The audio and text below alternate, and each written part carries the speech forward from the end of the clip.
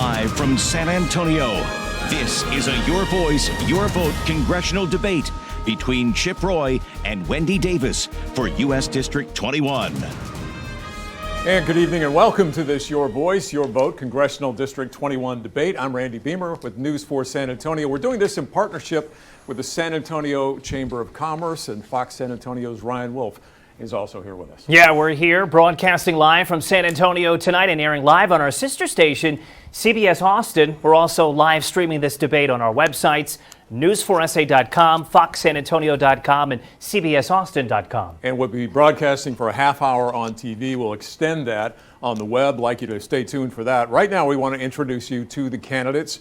And first, here in the studio, joining us live tonight is the incumbent for District 21, Republican Congressman Chip Roy.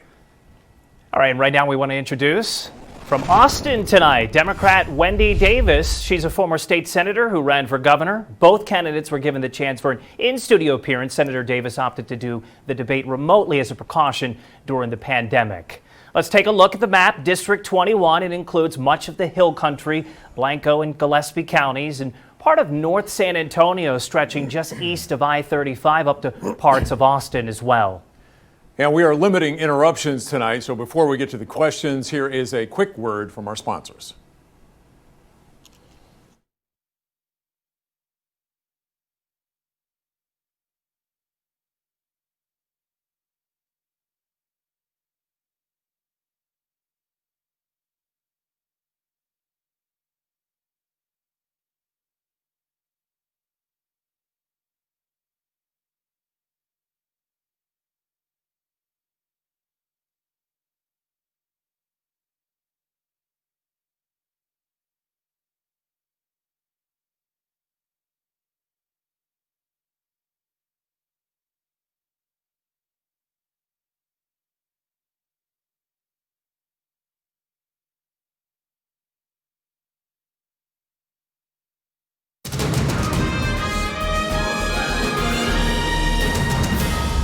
Now, before we get started, we want to share the rules for tonight's debate that each of the candidates have agreed to. Each of them will get 2 minutes for opening remarks and also 2 minutes for closing remarks. Yeah, and each candidate will also have 1 minute to answer a question, and then each will get 30 seconds for the rebuttal. We do have a timekeeper in studio who will ring a bell when that time has expired. And to pick the order of tonight's debate, there was a coin toss earlier this week. Wendy Davis won, so she will begin with her opening remarks. Senator Davis. Thank you to the San Antonio Chamber, Fox 4 News, and Congressman Roy for tonight's debate. My name is Wendy Davis. I'm running for Congress because I'm a grandmother to two beautiful little girls, Sawyer and Ellis.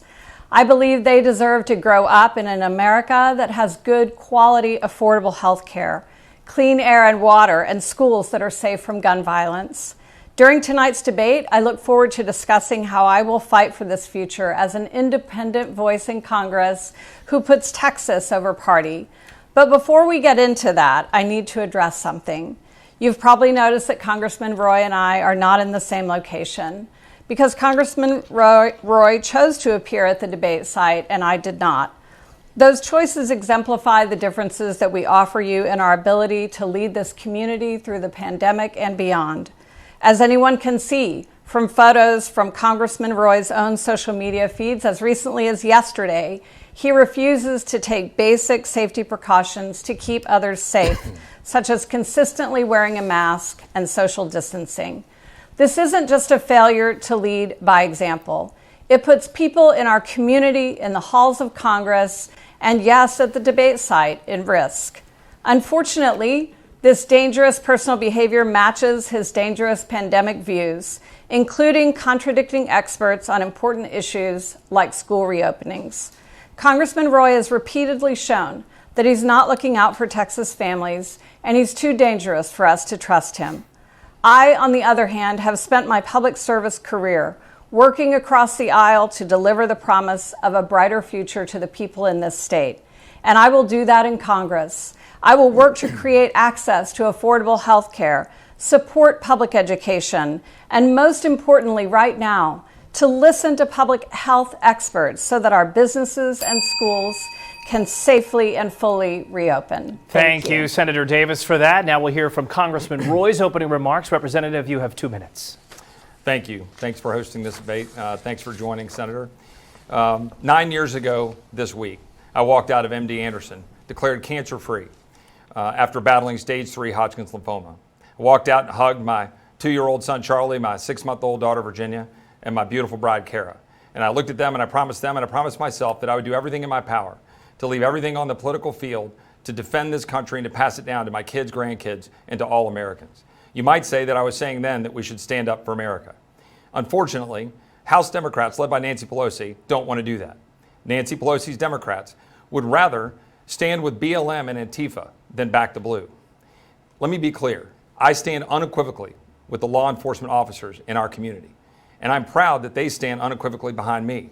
I've earned the endorsement of every major organization in Central Texas and beyond.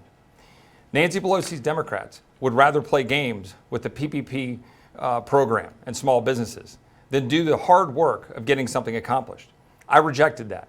I worked with my freshman Democrat colleague, Dean Phillips, to pass the PPP Extension Act. And as a result, we now have 18,500 businesses still surviving with 90,000 employees through $600 million of funding in Texas 21. Nancy Pelosi's Democrats would also want to play games with the coronavirus. They want to, instead of working together, they want to make it an issue of politics. In February, I worked hard to make sure that San Antonio was protected. When we were moving people from cruise ships to Laughlin Air Force Base, I worked and had Judge Wolf said in the San Antonio Express News that it was Chip Roy that was standing up in defense of San Antonio. I also started a Protect Our Seniors program because I knew protecting our vulnerable was the most important thing. Wendy Davis will be a rubber stamp for Nancy Pelosi. Wendy Davis will be a rubber stamp for Nancy Pelosi's Democrats and a radical leftist agenda. I'm proud of my record with creating jobs and working in law enforcement, and I'm proud of my record of standing up for America. That's what this election is about, standing up for America. All right, thanks, Congressman. Both of you mentioned coronavirus in your first remarks. That's a first couple of questions we're going to have is about coronavirus. First, the coronavirus relief bill. Now, just this afternoon, the president tweeted that he is calling off any negotiations between Democrats and Republicans, tweeting that Nancy Pelosi is negotiating in bad faith, asking for too much money that's unrelated to COVID. She said he showed his true colors, walking away from the hardworking families who need the help the most. So first, on the relief, whenever negotiations continue, what would you do about first direct checks for individuals, additional unemployment benefits, if any, and also about the Paycheck Protection Program that is a lifeline for so many small businesses? Well, thanks for the question. You know, the most important thing is that we get busy protecting those small businesses that are still struggling out there. I talk to them every day. I've been on the phone nonstop with the 2,300 restaurants who employ some 53,000 people in Texas 21, and they're struggling. And we've got a lot more work we need to do to build on the great success of our PPP Extension Act. I've been advocating for that for the last several weeks, and unfortunately, Speaker Pelosi and House Democrats preferred to play games with $2 trillion bills packed with all sorts of goodies that are not relevant to the people who actually need it. And the president is recognizing the politics being played by Speaker Pelosi and pushing back. Now, I still think we ought to be working together to try to get a bill accomplished, but the time we should have done that was 2 weeks ago, when Speaker Pelosi refused to actually do it. We had a discharge petition on the floor of the House of Representatives that would have answered the call to protect those small businesses, but she refused to bring it up. She refuses to debate and amend and to do the hard work of governing that is actually supposed to be done on the floor of the House of Representatives.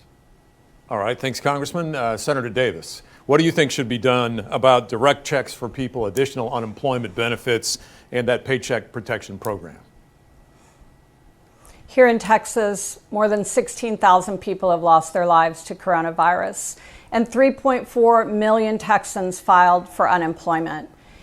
Leadership would assert that we make sure that we take care of getting this virus under control so that we can get people back to work safely. But in the meantime, our communities need our help. Yes, we need to extend the PPP. And in fact, Congressman Chip Roy had an opportunity to vote to extend it twice now that he's voted against. And the reason for that is because it also included money that people in this community desperately need. That unemployment additional supplemental check that families have been relying on. The $1,200 stimulus checks that our families have received. Those are keeping families afloat right now. And I know from my own experiences what it's like to lie in bed awake worrying about whether you're going to be able to pay the bills. And the people in this community deserve us to stand up and fight for them to be able to do it.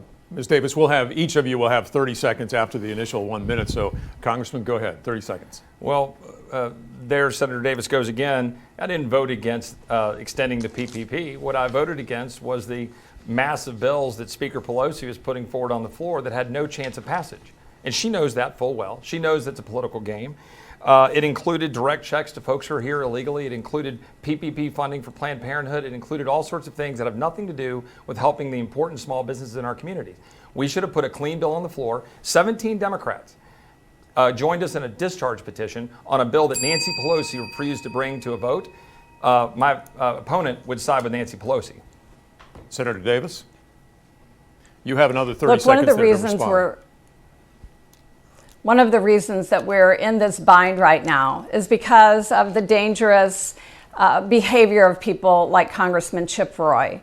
He has not shown leadership on this issue. He didn't show leadership when he asked that we ignore Dr. Fauci and other experts. He didn't show leadership when he voted against making sure that people got the relief that they needed, the unemployment relief that they needed. He compared it to welfare and said the only thing in the bill that wasn't in the bill was free toilet paper, ridiculing people that are in need. And I think Congressman Roy owes an apology to the people in this district for having such a cavalier approach to the challenges that they're facing. Thank you. You both will have your closing remarks to add any additional comments. This next question will begin with you, Senator Davis. And sticking with coronavirus, because again, it's the #1 topic on voters' minds right now.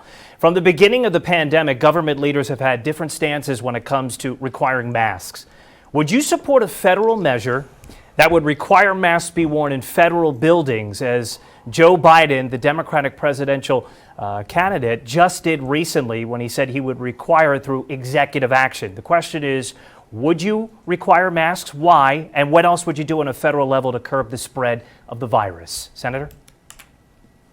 The only way we will get in front of this virus, the only way we will get to the other side of it, is by listening to public health experts. And yes, I would agree that we should have a federal mask wearing rule for federal buildings. Of course, it makes perfect sense. And experts have told us that's how we can keep not just ourselves, but each other safe. And we have a responsibility to do that. Chip Roy has ignored that responsibility, repeatedly appearing in indoor settings with large groups of people without wearing a mask. And even more so, he's endangered people with the idea that we should actually just open everything wide, that 2/3 of our community should be infected with the virus, and that's how we'll get to the other side.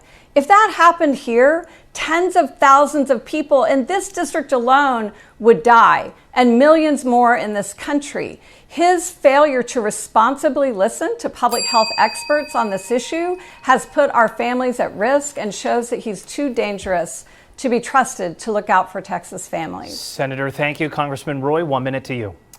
Well, I note that the question you asked about what Vice President Biden suggested about federal buildings is a major backstep from where the Vice President started, right? When he threw out that he should have a federal mandate across the country, a national mandate on masks, which of course would be, there's no power of the federal government to do that. And it would not recognize the clear differences we might have from state to state and what's important for different communities.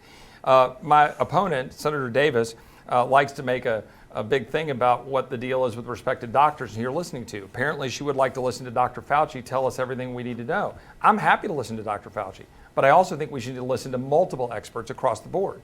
I was glad that Scott Atlas was added to the board, but we should listen to the thousands of doctors who have been talking about this. Just today, the Great Barrington Declaration, we had 1,800 doctors who came forward, 1,800 epidemiologists who came forward, talking about the importance of opening our society up. You know why? Because as a cancer survivor, I can tell you, there are people today who are waking up with stage 3 or stage 4 cancer, breast cancer, colon cancer, who didn't get a screening 2 months ago. I'm blessed that when I got cancer, it was 2011 instead of this year. And we have people with mental health issues, suicide issues that are going up, and our children that are suffering because we're not opening properly and safely. Senator Davis, 30-second rebuttal to you. While Congressman Roy was advocating that we just throw everything wide open, Refrigerated trucks from FEMA were arriving in Texas because we'd run out of space in morgues to hold the dead bodies. Of course I'll listen to Dr. Fauci. And Dr. Scott Atlas, who Congressman Roy just referenced, he is the person that advocates herd immunity without a vaccine. And public health experts here in Austin alone have said that in the Austin area alone, more than 20,000 people would die. That's the kind of decision Chip Roy would make for you and your family. It puts you at risk. He's too dangerous for you to trust him. Congressman, 30 seconds to you. Well, again, Senator Davis is ignoring the actual science. We had reports today, again, by some 1,800 doctors and epidemiologists pointing out how important it is that those of us who are healthy, go out and engage in society so we can, in fact, build immunity while we work towards a vaccine. That's how you protect the vulnerable. My 77-year-old father who survived polio, I didn't see him from Christmas to July 4th. I took the virus very seriously when I didn't see my family and they didn't see my children and they didn't get to see them playing baseball. So I'm a little bit offended when she's saying that I didn't take it seriously when I didn't get to see my parents for 7 months as a result of protecting them. All right, we're going to move on to another topic here. The Senate's moving forward on President Trump's nominee for the Supreme Court. Obviously, the House doesn't have any say in that, but some in Congress, Democrats, say that that conservative pick would give a conservative minority of people in terms of population across the country a majority on the Supreme Court. So they are talking about adding more justices to the court or possibly even adding more states, say making Washington, D.C. or Puerto Rico states. First of all, do you support adding more justices, some call it court packing, and or states? And why or why not? I believe that goes to Chip Roy. Chip Roy. Well, thank you. Appreciate the question. First of all, Amy Coney Barrett is an excellent pick by the president to be on the United States Supreme Court. She's supremely talented. She's a supremely qualified individual and a supremely impressive human being. I believe that she will be confirmed. I believe she should be confirmed. This is a pretty simple question. 29 times in the history of our country, when we've had an opening in the fourth year of a presidency, all 29 times the president has nominated. Now, why is that? Because that's what Article 2 of the Constitution demands, is that the president nominate when there's an open seat. And then the Senate's job is to decide if the Senate is going to confirm. And when you have a majority in the Senate, the odds are pretty good that you'll confirm. That's how it works. That's how our process works. So Judge Barrett should be confirmed. She should be added quickly. And then no, we shouldn't pack the court in a fit of response to that. When she is eminently qualified, the court will be eminently capable of doing its job when you've got justices in this case, that would have been appointed, confirmed through this, through the Senate process. And Senator Davis, would you support adding justices or states as some in Congress do right now? You know, this whole process right now is being rushed, and unfortunately rushed in such a way that it's leaving the opinions and voices of the American people out of the conversation. It looks as though we probably will see the appointment of this new justice. And if that's the case, we are going to see a fallout like we haven't really ever seen from the Supreme Court before. A week after this election, they will take up the Affordable Care Act. The Affordable Care Act, by the way, which my opponent has been an architect of trying to decimate. And with that, millions of people across this country in the middle of a pandemic will lose their health care. But it's not just that. It's women's reproductive rights. It's voting rights. It's making sure that we can get big money out of politics and that we can end partisan gerrymandering and return to the Voting Rights Act that once provided an opportunity for our democracy to work. All right. Thanks, Congressman. 30 seconds. Right. Well, my opponent referred to the opinion of the people. Well, the opinion of the people spoke in 2016 and then again in 2018. And so we have a Senate that is capable and ready to confirm Judge Barrett, and they should. And she also talked about the fallout from this, which are kind of the threats that we keep hearing from Democrats about what will happen or won't happen.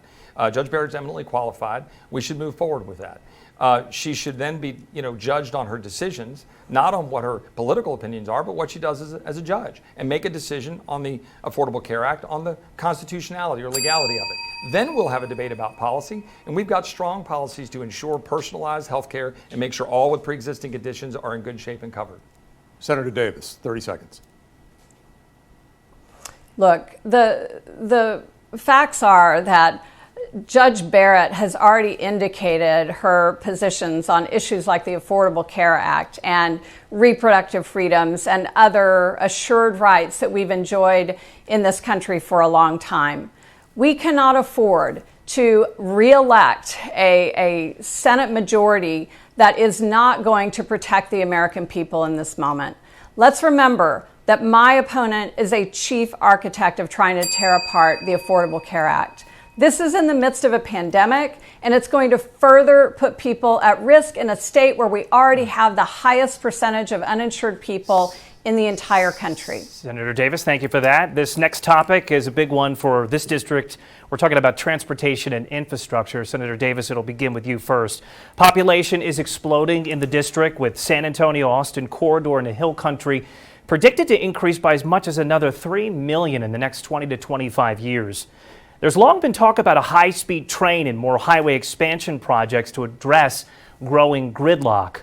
What will you do in Congress to deal with the massive population and traffic growth, and do you support light rail? Senator Davis.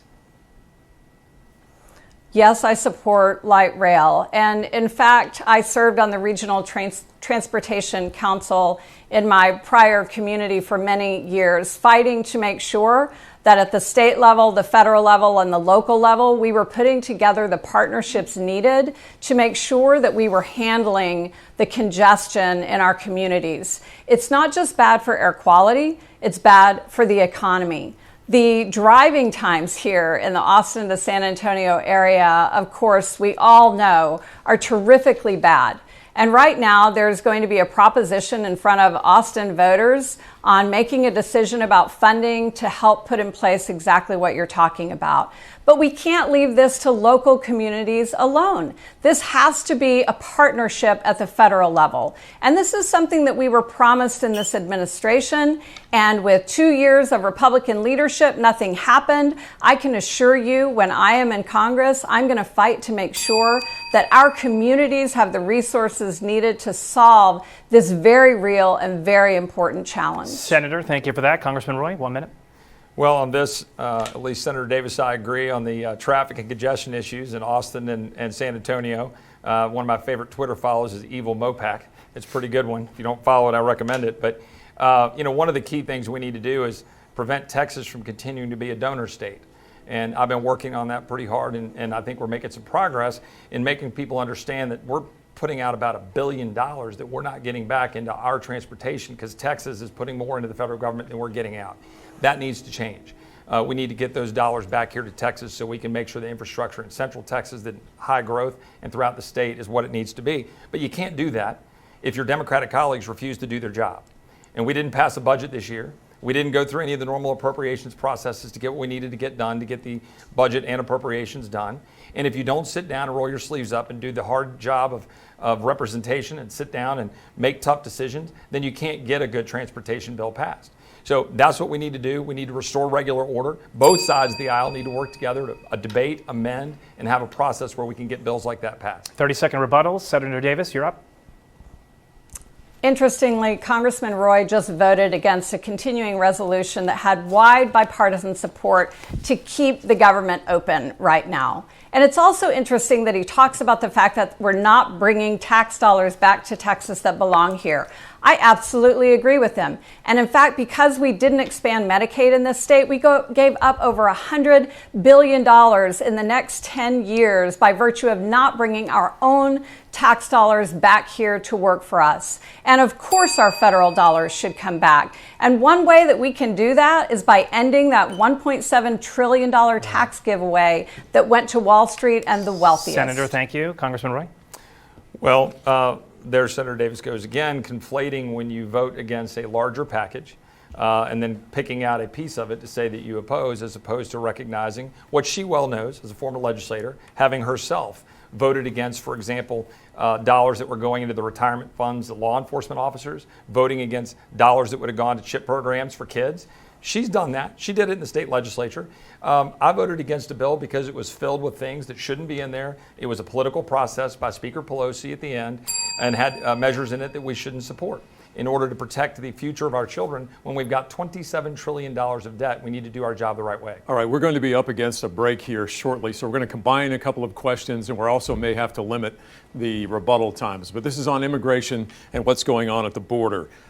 First of all, we'd like to ask your opinion on what you think should be done with DACA and the border wall right now, and what some call the immigration crisis or the humanitarian crisis at the border, however you want to describe that. First, Congressman Roy, about the border, tell us what your thoughts are right now. What needs to be done? What needs to be changed? Well, the most important thing is that we have strong representation in Congress and in the White House who stand firm on making sure we secure the border of the United States. It is absolutely unconscionable that we allow dangerous cartels, the Reynosa faction, the Gulf Cartel, the Cartel de Noreste, to have operational control of our border, and they do. We see it every single day with the amount of drugs, the amount of heroin, the amount of meth, the amount of fentanyl that are pouring across our border, pouring into our schools, into our kids, and the danger that that poses in our communities, as well as, by the way, the danger that poses to immigrants. We have immigrants who are being abused on the journey coming into the United States because cartels have control of our border. We have 50 people found in a stash house in Houston, Texas, because we've got people making money moving people to the United States. It is an absolute abomination that we allow that to occur. The president is right to be working to secure our border and to build a very strong fence or wall. I think we need to finish that effort, give the resources necessary to the Border Patrol, who I'm proud to have their endorsement, the resources necessary to ICE. But my Democratic colleagues, Speaker Pelosi, they want to abolish ICE. They want to abolish Border Patrol. They don't want to work like I do on a bipartisan basis with Henry Cuellar to, for example, clear cane and build roads along the river. We've got a lot we need to do in order to secure the border. Want to make sure you both get equal time. Senator Davis? Yes, thank you. You know, as a grandmother, watching children the same ages as my grandchildren separated from their mothers, being taken away from them and not being given proper medical care and food, it absolutely breaks my heart. Yes, we have to keep our border secure. And when I was in the state Senate, I voted repeatedly to provide the resources to achieve that. But it's long since past time for us to stop demagoguing on this issue and to once and for all pass comprehensive immigration reform. We owe it to our businesses and we owe it to our competitiveness as a country to do that. And we can provide a system that allows dreamers to find a path to become citizens in our country, for those temporary protected status holders to do the same.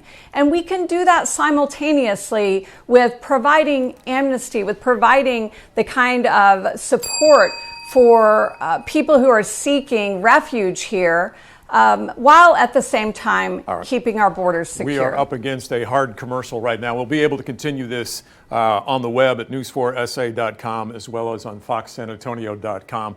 We want to thank you both for being here. We want to thank you for watching. We think it's important here that your voice is heard, and make sure that happens as well on Election Day. Yeah, and just you want to hop online too. Immigration, border security, police reform, and healthcare, much more to come.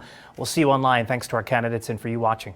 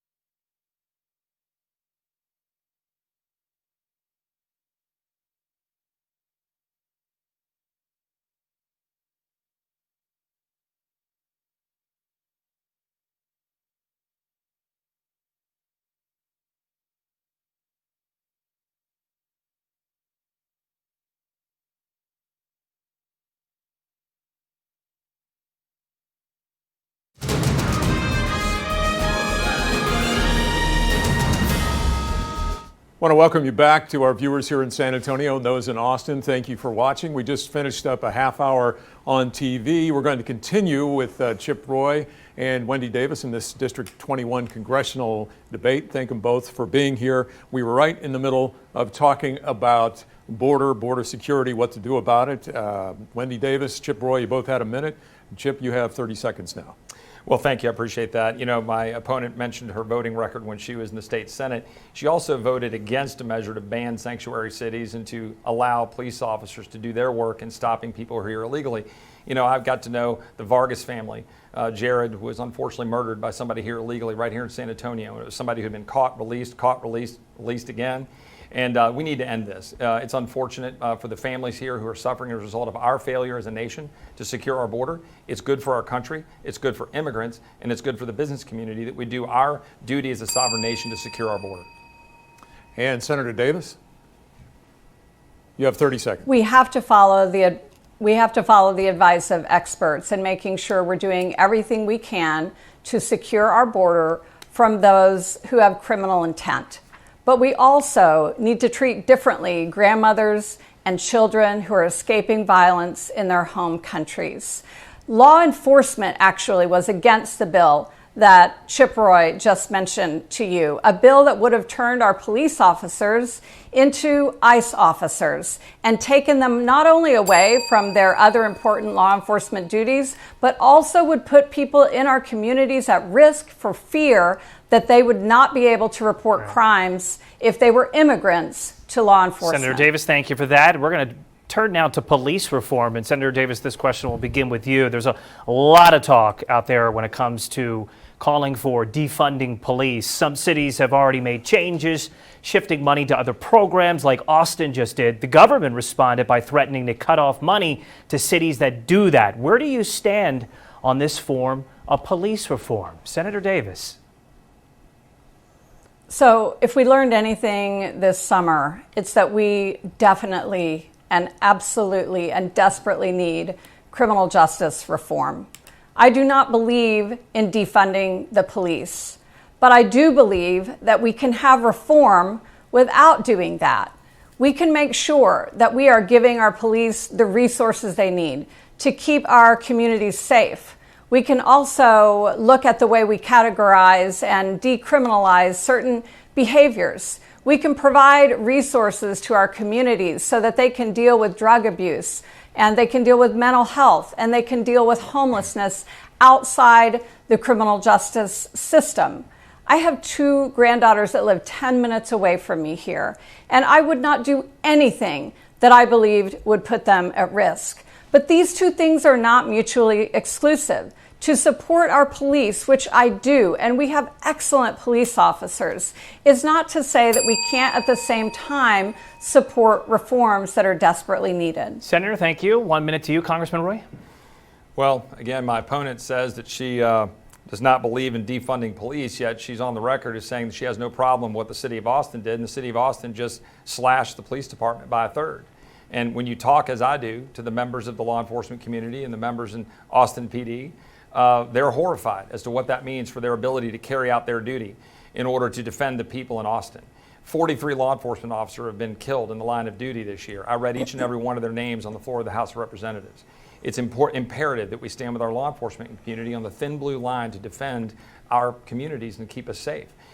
They're feeling all of the pressure. I mean, those 2 officers, the sheriffs in Los Angeles, who were shot point blank range in a car, and all of this is because of the dangerous rhetoric of the left who want to attack our law enforcement community instead of standing with them. We can absolutely have discussions about qualified immunity that was created by courts, have the debates we ought to have, but again, Speaker Pelosi refused to bring legislation to the floor of the House for us to have a reasonable debate, that we can have a debate on qualified immunity in these issues, and my opponent would be a rubber stamp for Nancy Pelosi. Senator Davis, you have a 30-second rebuttal.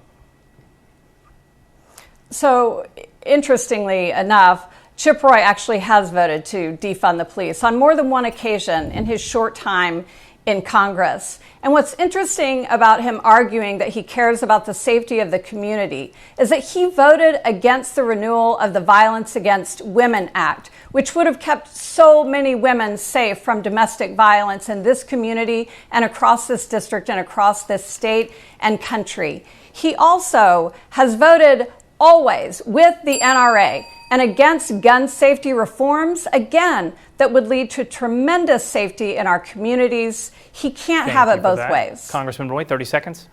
Well, it's critically important for people to understand the games that are played in Washington, D.C. And again, my opponent would be right there in bed with Democrats and what Speaker Pelosi would want to do to play those games. The Violence Against Women Act is the law of the land. As a former federal prosecutor, I have prosecuted numerous bad guys and people and put them behind bars who have abused women and who have violated the law.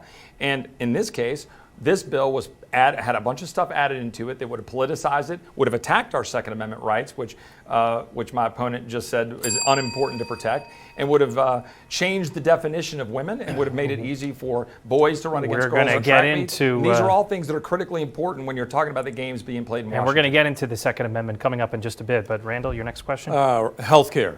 Obviously, the Supreme Court is going to take this up, expected to about a week after the election. The Affordable Care Act, the challenge from states, including Texas. Whatever happens there, what do you support in terms of health care? Do you support a full repeal of what we call Obamacare? How would you promote health care in a comprehensive bill if Congress could achieve that? Well, it's a great question. One of the most important questions that we have is to ensure that we've got a system where all Americans are able to get access to health care, the care that they need, particularly including people with pre-existing conditions. As a cancer survivor, I know what that means, and it's affected my life. I believe in having personalized care. I introduced the Personalized Care Act, which would empower individuals, rather than government bureaucrats and insurance bureaucrats who get in the way between you and your doctor, to have the power to carry your insurance and your health care with you. The ability to go to direct primary care, to go get a doctor of your choice, to go get health sharing options where you can share it in health sharing ministries, to be able to go get insurance that you can carry with you. This is important. We also have things that we can have for guaranteed coverage. We have guaranteed coverage pools so that you're not going to fall through the cracks. But the most important thing to do is fix it on the front end so that you can carry it with you rather than relying on insurance bureaucrats that you have to call to tell you what the price of your drugs are, what doctor you can get, or who's on what list. That's what's important. We can guarantee that people will have the ability to get health care, but you got to get prices down and add transparency so that people can afford health care. Senator Davis, you have a minute. What Congressman Roy just described as what I call the you're on your own plan. As I said previously, he and his buddy Ken Paxton, they are architects of trying to tear apart the Affordable Care Act. In Texas, we have the highest percentage of uninsured people. That includes the highest percentage of uninsured women and uninsured children. And that creates a cost in human life that we cannot be cavalier to. When people lost their jobs with COVID, another 1.7 million Texans lost their health insurance right along with it. We can build on the Affordable Care Act. We can provide a public option, not only to cover people who don't have coverage elsewhere, but to create a competitive driver in the marketplace. And we can also use the bargaining power of Medicare to make sure that we bargain the prices of drugs down so that we in America are paying the same prices for drugs that people in other countries are paying. It makes absolutely no sense that we've failed the American people on this issue time and time again. All right, you'll have 30 seconds in a moment, but first, Congressman, you have 30 seconds. Well, I'm glad my opponent just mentioned her support of a public option, which is pretty much the JV path to Medicare for all. And the problem with that is that it would lead us to a $25 trillion system that we cannot afford, ultimately drive out and close probably upwards of 30 hospitals, according to great studies in Texas, including rural hospitals, and essentially mean Medicare for none. This is the system of a government solution which causes rationing and increases prices rather than putting you in control of your health care and letting you be able to choose your doctor and you be able to go out and make sure that your family's cared for. She prefers the government solution, which will be unaffordable and which will drive people off of Medicare and hurt Medicare that exists for people today. Senator Davis, 30 seconds. The truth is that we've given up $100 billion that should have come back to our state in our own federal taxes that we've paid for health care. The other truth is that we have the highest percentage of rural hospital closures in the entire country because we didn't do that. And it's very interesting on the conversation about pharmaceutical drug prices. Congressman Roy has actually voted time and again not to protect pre-existing conditions, not to lower pharmaceutical prices. He even threw a fit about it in a committee hearing. You can go watch it on YouTube, shouting at pharmaceutical representatives. I hope you make a lot more money. Thank you, Senator, for that. Let's turn to gun safety now. Texas has been rocked by gun violence over the last several years, including mass shootings in Sutherland Springs, Santa Fe, El Paso, just to name a few. Do you support gun reform changes like universal background checks and national red flag laws to address escalating gun violence in communities? Senator Davis. Absolutely, I support common sense reforms to make sure that we can keep our communities safe. It breaks my heart that my 2 granddaughters are going to have to go to school and learn how to hide from an active shooter because people like Chip Roy have failed to enact the kind of common sense reforms that would keep them safe.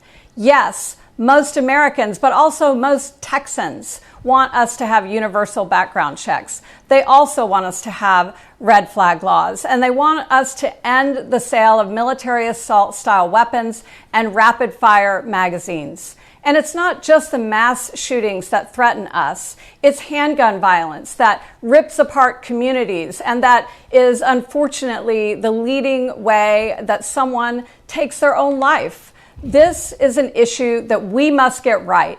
And people like Congressman Roy are beholden not to the safety of people in his community, but beholden to gun lobby groups like the NRA. Thank you for that. Congressman Roy, 1 minute. You know, a few years ago, there was a bomber going around Austin, Texas. You might remember that, endangering people and killed a few folks in the process. And one of those bombs went off in a neighborhood right next to my kid's school.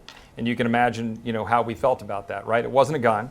This was somebody just triggering off bombs. And so our reaction as dads and as members of the community and moms was to show up to school and make sure that we were there to protect our community and to make sure that nobody would get into that school who shouldn't, and to do our job to protect those who we love. And ultimately, that's what my opponent would like to take away from the people of Texas, is the ability for them to take care of the people they love. Even as she applauds the slashing of the police department by a third and standing with Antifa and BLM instead of law enforcement, she wants to take away your Second Amendment right to be able to defend yourself. And I think this is, you know, part of the problem with what you get when you're trying to play the political games that my opponent wants to play, rather than focusing on the things that we're able to do as Texans to make sure we protect our own. I grew up in a law enforcement family, and I know how important it is to make sure that people follow the law. And as a prosecutor, I put bad guys in jail, and that is the clearest and cleanest way to make sure our communities are safe. 30 seconds to you, Senator Davis. You know, it's possible that we can hold these 2 ideals together at the same time, that we respect Second Amendment gun rights. I'm a gun owner myself. But we also need to join with the vast majority, more than 90% of Americans, including members of the NRA, who believe that universal background checks make sense, who understand that red flag laws save lives, and who are willing to move in the direction of doing the responsible thing for our communities. The only reason we have not done this is because people have lawmakers like Chip Roy in their pocket. Congressman Roy, 30. Right. Well, my opponent talks about that it's possible to respect both, but yet then she outlines all of the things you would do to completely disrespect our Second Amendment rights. She would wholeheartedly support policies that would lead to a registry that would prohibit you from being able to have a weapon and be able to defend your family without having government tracking what you've got and where you've got it. This is the antithesis to liberty in the United States. This is the antithesis to our Constitution and our ability to protect our loved ones, our families, and be able to take care of ourselves as the way as Texans and as the way of Americans has always done. All right, we are getting close to the end here. We said we'd go 45 minutes, and if we'd go longer, that would be great. But we had promised the campaigns it would be 45 minutes. So we had come to the closing arguments tonight, the 2 minutes, and I believe Congressman Roy goes first on that 2 minutes closing. You know, my family came to Texas in 1853 to Hays County. My great-great-great-grandparents are buried just down the creek where my wife and I have 10 acres where we're raising our son Charlie and our daughter Virginia. My great-great-grandmother was born in San Marcos, Texas. My great-great-grandfather was a Texas Ranger in Hays, Blanco, and Travis counties. My family moved west. My grandfather was the chief of police of Sweetwater, Texas. And he didn't get to know my dad when he was young because my grandfather was in the Pacific fighting for this country. Came back, knew my dad for a couple of years, and then unfortunately contracted cancer. And he passed away of cancer in 1949. And my grandmother found herself as a single mom in West Texas, now raising my dad, who had just contracted polio and had my 2-year-old uncle. She didn't give up. She didn't walk away. She did what you do. You pull yourself up, and she worked hard, and she got my dad to walk again, go to college, become the first to go to Texas. He went to Texas Tech, the first to go to college in my family. And while doing all that, she became the first woman elected county clerk in Nolan County, Texas. This is the America I know. This is the America I love. This is the America I'm trying to defend. I believe we need to stand up for America. I believe we need to stand up for the American traditions that gave us the ability to move up generationally and succeed. The left wants to take away our ability to do that. They want us to have an unsecured border and side with cartels. They want us to raise taxes and regulations and kill our economy. They want to side with Iran instead of Israel. They want to side with people who want to take away our ability to defend our Second Amendment rights instead of protecting them. They want to stand with BLM and Antifa instead of law enforcement. This is the future of your country if you allow Democrats like my opponent to get into office and side with Nancy Pelosi and be a rubber stamp for a Democratic agenda that is wholly out of step with the Texas values that made us great and that I've been striving to fight for as an independent voice for Central Texas in the United States Congress. I would love to have your support, and I look forward to representing you again. Thank you, Congressman. Now we'll hear Senator Davis's 2-minute closing remarks. Thank you so much to our host, to the moderators, and Congressman Roy. What voters heard tonight was a clear choice between two very different candidates. I understand the struggles that Texas families are facing right now. I grew up in poverty in Texas. I was a teen mom. I worked 2 low-wage jobs and still could barely get by. I know the fear that families wake up with in the middle of the night, worrying about how they're going to keep a roof overhead and food on the table. But I also know what it takes to overcome these challenges, because I'm a Texan, and Texans don't quit. I worked hard so that my kids could have a better life than I had growing up. That's what will drive me and continue to allow me to be the same independent voice in Congress that I was in the Texas State Senate, passing more than 70 bills into law with bipartisan support. I'll legislate like the grandmother I am, who believes that all our children deserve a bright future. And I will take decisive action to combat the coronavirus by listening to experts and helping families and small businesses weather the economic storm. Congressman Roy and I see things very differently. At every opportunity, he's acted against our families, against our children and grandchildren.